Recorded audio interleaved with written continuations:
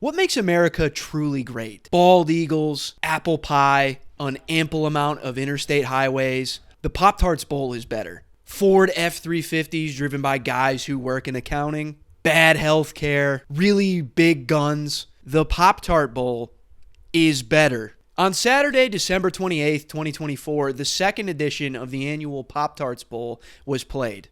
The game itself was a high-scoring, back-and-forth affair between the Iowa State Cyclones and the Miami Hurricanes that Iowa State ended up winning 42-41. But nobody gave a fuck about any of the football. The real story of the 2024 Pop Tarts Bowl was the suicidal, cultish Pop Tarts mascots who wanted nothing more than to be ritualistically consumed by the winning team. There's been a lot of discourse for the last few years about how bowl games in college football have kind of been ruined. The games are kind of more meaningless than ever now because the college football playoff steals so much of the shine. New NIL rules mean a lot of players end up transferring instead of playing in the games.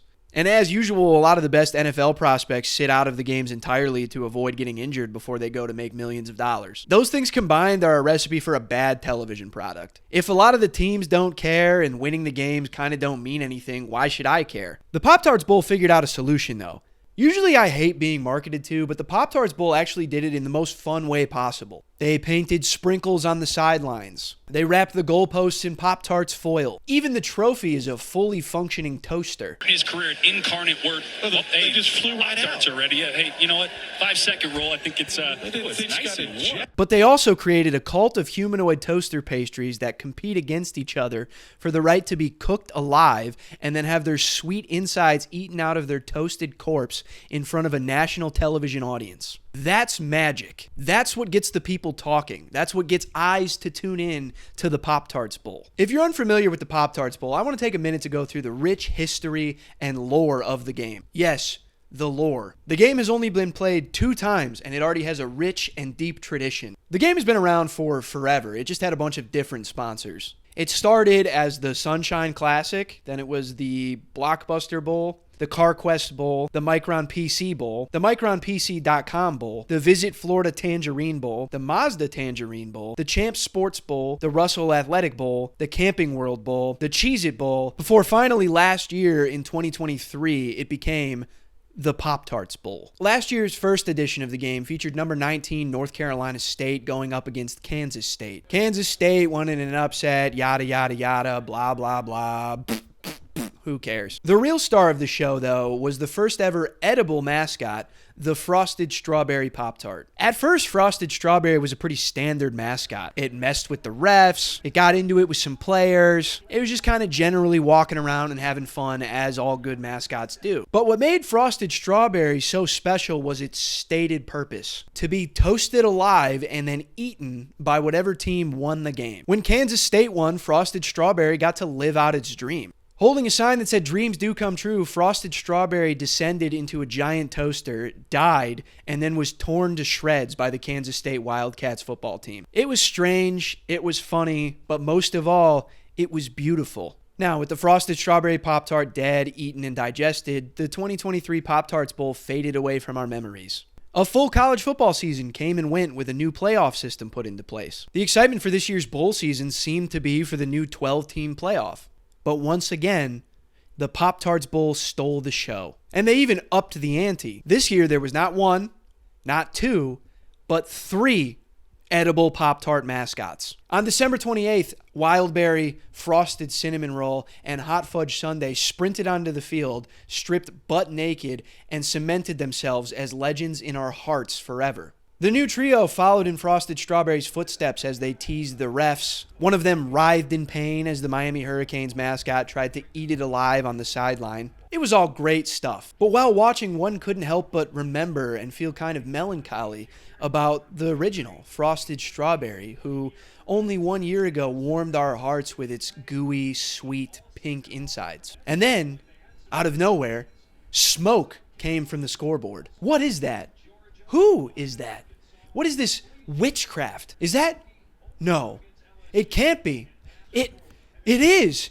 It's Frosted Strawberry. And just like that, the mutilated zombie carcass of last year's mascot had risen from the dead like Jesus the Christ. Rejoice!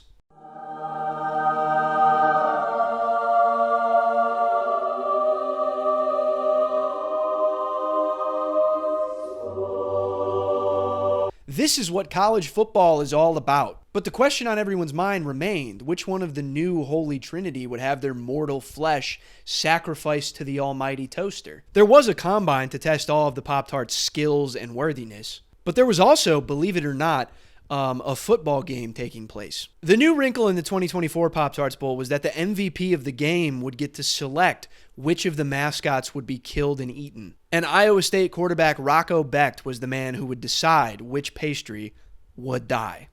All right, Rocco, what flavor Pop-Tart do you want to go down? Well, there's only one, and I'm going to go cinnamon roll.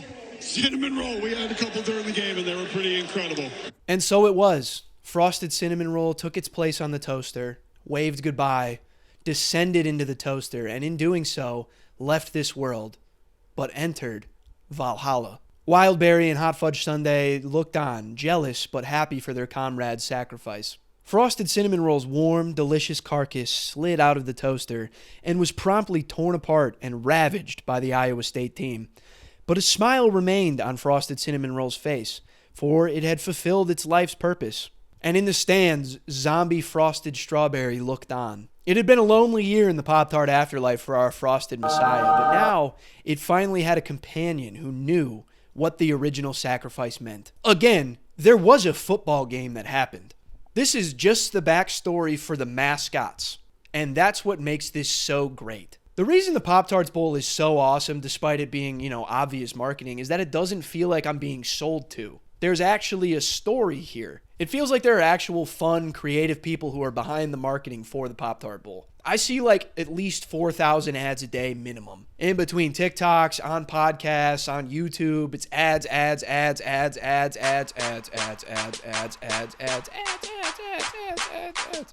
Stop. Now make that motherfucker hammer time. That was stupid. To be fair, I am a fucking Pop-Tart fiend. I don't need them to be sold to me at all. Pop-Tarts were the base of my food pyramid for the first 19 years of my life. I physically do not allow myself to buy Pop-Tarts because I will eat an entire box in 1 hour. Every time I enter a grocery store, I can hear the Pop-Tarts boxes singing a siren song to me from their spot in the breakfast pastry aisle. The point is, I fucking love them, and the Pop-Tarts people seem to know that. They could have used the opportunity that is sponsoring a bowl game to just sell their shit, but they wanted to actually have a little bit of fun with it. Most bowl game sponsors don't do shit. They don't do anything unique with what their brand name is for. The players in the Wasabi Fenway Bowl don't have their Gatorade replaced with wasabi. That would be very funny to watch. Just a bunch of football players with snot coming down to their nose and watery eyes trying to score touchdowns. For the Lockheed Martin Armed Forces Bowl, Lockheed Martin doesn't have a guy dressed up in a cartoon Predator drone costume walking around the stands looking for brown children to kill. If Lockheed Martin really wanted people to associate their brand with the bowl game, every time somebody went to the concession stand to buy a hot dog, they would get nothing in return and their money would be used to build weapons. That's what Lockheed Martin does. Do it at the bowl game. That's all I'm asking. For my third example, I don't know what the SRS Distribution Las Vegas Bowl does. I looked them up. They apparently make roofing materials.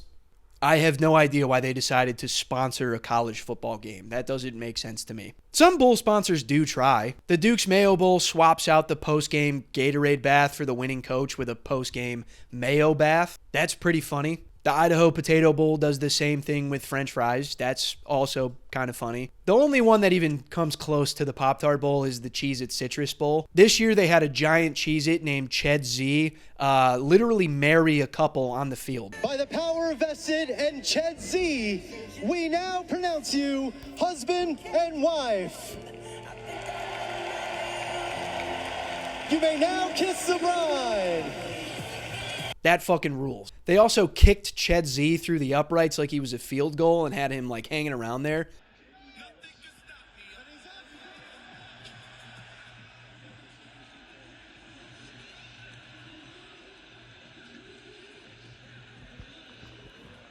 Fucking awesome. Not surprisingly, the Cheez-It and the Pop Tarts Bowls are related. They're both owned by Kellogg's. But even the Cheez-It Bowl didn't reach the Pop Tart Bowl's level of storytelling. More companies need to try this Pop Tart style of marketing where they try to create something that people engage with because it's different than anything they've ever seen before. I want a Keebler Elf Fudge Stripes Cookie Bowl that features a side plot where this Keebler Elf has to come out as gay to the other elves.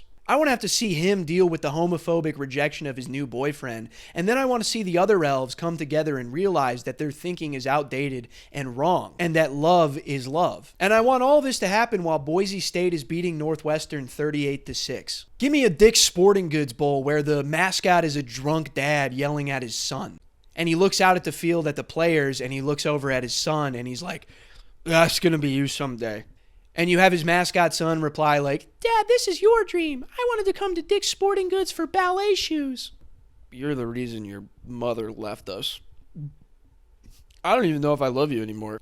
Arkansas State just got a safety. It's 9-2 in the fourth quarter now. I want a Tesla Bowl where a self-driving Tesla drives out onto the field at full speed during the game at random times. Give me a deep ball to a wide open West Virginia wide receiver, and just before he gets into the end zone, a Model Y comes out of the tunnel and spears him at the ribs at 120 miles an hour. See? I just pitched 3 exceptional storylines that the marketing teams over at Keebler, Dick's Sporting Goods, and Tesla can feel free to use at any time if they want to sponsor a bowl game. But they won't, because they're pussy. Unfortunately, some company is going to try to replicate the Pop Tart Bowl's success, and it's going to be horrible. As nice as it would be for another company to try something similar, I'm 100% sure that we are going to see some weak-ass attempts to mimic the Pop Tarts Bowl's success. Next year, every plan for bowl season is going to have some wacky shit shoehorned into it that has none of the edge or originality that the Pop Tarts Bowl does. The second something is successful and gets people talking, it's immediately cheaply copied and then milked dry by greedy corporations. And also people like me trying to make content out of it. People can see through that whack shit, am I right? Now, nothing will ever fully recreate the feeling of seeing Frosted Strawberry happily descending into its toaster of doom during the first Pop Tarts Bowl. That emotion of seeing it fulfill its dream to be consumed by the winning team is not replicable. Neither is seeing it rise from the ashes in glory to the cheers of millions a year later. Watching it sit in the stands, still bearing the scars of its honorable mutilation, as another joins him in Pop-Tart Valhalla. That's as beautiful as a sight as these eyes have ever witnessed. So what's next? How do they top this next year? At some point, if they're not careful, the novelty will wear off. How do they stay, pun intended, hot? How do they stay, pun intended, frosty? How do they make sure they continue to, pun intended, toast the competition? Hopefully by turning the dial up on the psychometer even more. The worst thing they can do is dial it back. I want more storylines. I want the Pop-Tart Bowl lore to be deep enough that it could do 8 seasons on a Game of Thrones style HBO show. If anybody over at Pop-Tarts Corporate sees this, here are some questions that I have that I hope are answered at next year's Pop-Tarts Bowl. Number 1, where are the unsacrificed tarts? Were either Wildberry or Hot Fudge Sundae disturbed in any way by the grotesque indulgence in the flesh of their kin? Will one of them start to ask questions about the nature of their existence? Or will both continue to follow the blind dogma that their life's purpose is to be cooked and eaten? What if they fall in love in the offseason and have to reckon with the impossible choice of which one of us will die? Second, what happens in the Pop-Tart afterlife? We've seen a resurrected Frosted Strawberry already. Did it battle its way out of Pop-Tart's hell? Or was it sent by Pop-Tart God to guide Frosted Cinnamon Roll into Pop-Tart heaven? What will they do now that they're together? Will they both return to ferry next year's sacrifice into the afterlife? And my biggest question is, how do the Pop-Tarts reproduce? I assume it's asexual, but are they capable of sexual romance? Do they have holes? If so, where are they and what do they look like? They're clearly gender neutral, but do they assume a more traditional mother-father dynamic when they're raising their Pop-Tart youth? I guess what I'm saying with this one is that I'd like to see the Pop-Tarts fuck. So yeah, if anybody at Pop-Tarts is watching this, these are some things that I want you to take into consideration when you start, throwing ideas at the board for next year's Pop-Tarts Bowl. The people need to know the answers to these questions, and they need to know them in a way that satisfies us while also keeps us hungry for more. Honestly, I've been going on for a while, but I feel like I've barely scratched the surface of the Pop-Tarts Bowl's brilliance. It's hard to put into words how awesome this game was. I'm kind of joking, kind of not, but I think the Pop-Tarts Bowl is going to inspire generations of college football players to come. The MVP of the Pop-Tarts Bowl getting to decide which mascot is cooked and eaten is going to mean something for the kids of tomorrow. Every kid, wants to win a national championship and do the Heisman pose in the end zone and shit. But I bet the kids that are growing up now that are going to play college football also are starting to think about how bad they want to eat the gooey, warm insides out of a Pop-Tart mascot. There's a kid in Iowa somewhere practicing his throwing mechanics with a picture of Frosted Cinnamon Roll hung up on his wall. That's beautiful. That's how you do marketing. That's how you get people excited about games that don't matter. Thank you, Anthropomorphic Pop-Tarts. I love you.